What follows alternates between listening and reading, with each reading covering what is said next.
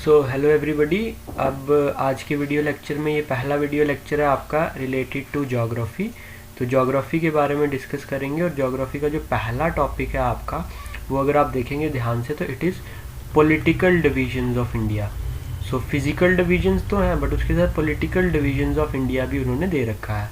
तो इस video lecture में हम उन्हीं पॉलिटिकल डिविजन्स के बारे में बात करेंगे। तो पॉलिटिकल डिविजन्स में बेसिकली होता क्या है, what you need to do, आपको स्टेट कैपिटल्स जो हैं वो पता होनी चाहिए। स्टेट्स कौन कौन सी हैं, क्या क्या कैपिटल्स हैं उनकी। उसके बाद यू नीड टू नो कि कौन सी स्टेट किसके साथ बॉर्डर बना रही है, किसके साथ कितनी स्टेट्स किस कंट्री के साथ बॉर्डर शेयर कर रही हैं। वो सारी चीज़ें आपको पॉलिटिकल डिविजन्स में पता होनी चाहिए। तो लेट्स स्टार्ट दिस वीडियो। देखिए अब हमारी अगर हम बात करें तो आप सबको पता है कि entire India is divided into 28 states और इसके साथ हमारे पास 8 यूनियन टेरिटरीज़ हैं। अब यूनियन टेरिटरी सबसे पहले हम देखेंगे तो हम नॉर्थ से स्टार्ट करते हैं। तो देखिए पहली यूनियन टेरिटरी लद्दाख जिसकी कैपिटल है Leh.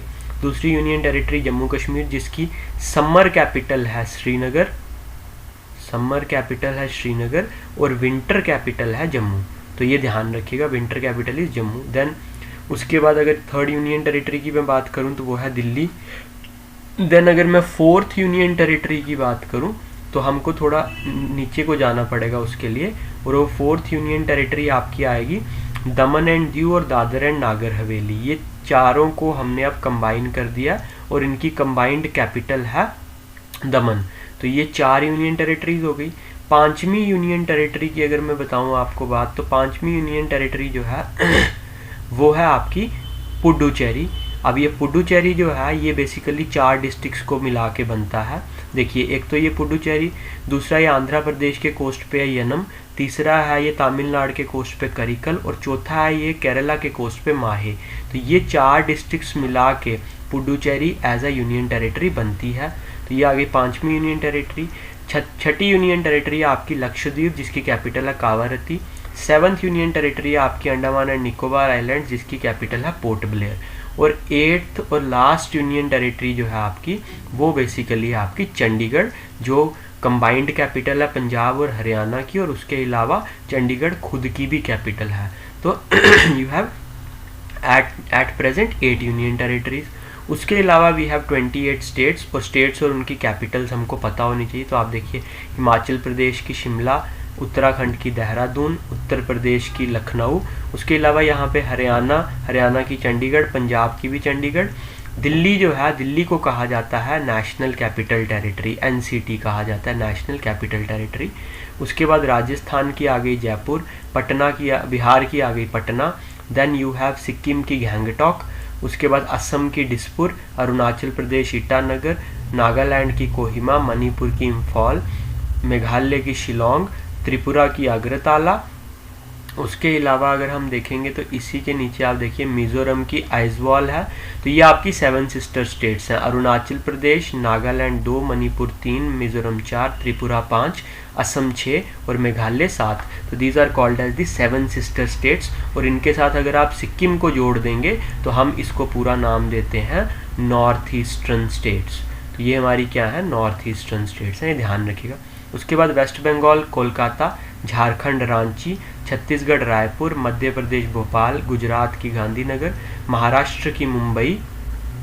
Then you have Odisha की भुवनेश्वर, तेलंगाना की हैदराबाद, आंध्र प्रदेश की अमरावती। अब ध्यान रखिएगा रिसेंटली आंध्र प्रदेश के जो चीफ मिनिस्टर है उन्होंने बोला कि अब हमारी जो कैपिटल है वो वाइजैग होगी, या जिसको हम बोलते हैं विशाखापट्टनम।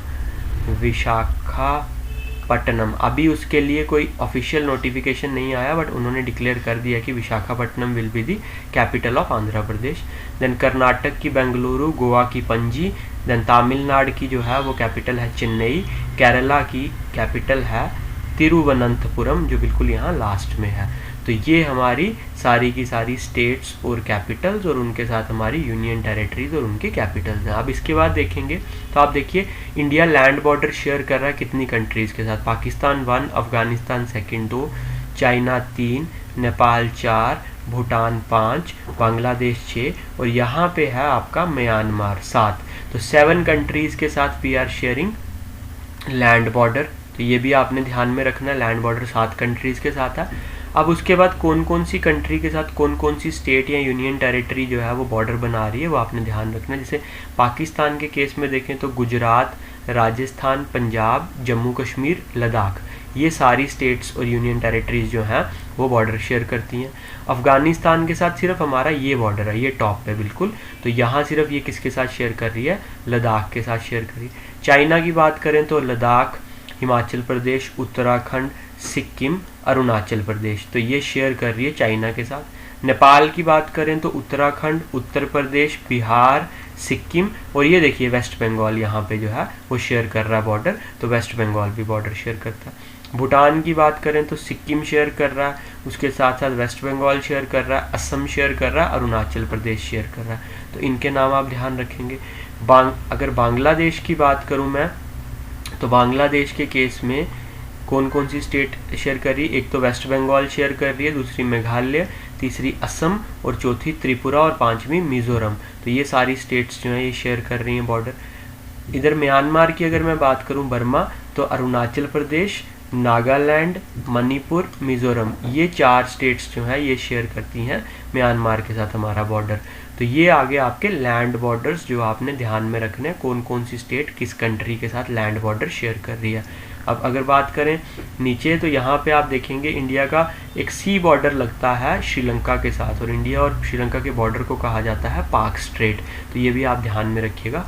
तो द लाइन और the border that separate Sri Lanka and India is पाक स्ट्रेट। उसके बाद अगर मैं यहाँ की बात करूँ ऊपर की, तो इंडिया और पाकिस्तान के बीच जो बॉर्डर है ये आप सारा जो देख रहे हैं, this is all Radcliffe line, इसको कहा जाता है रेडक्लिफ लाइन, तो ये आप ध्यान रखिएगा, this border is called as Radcliffe line.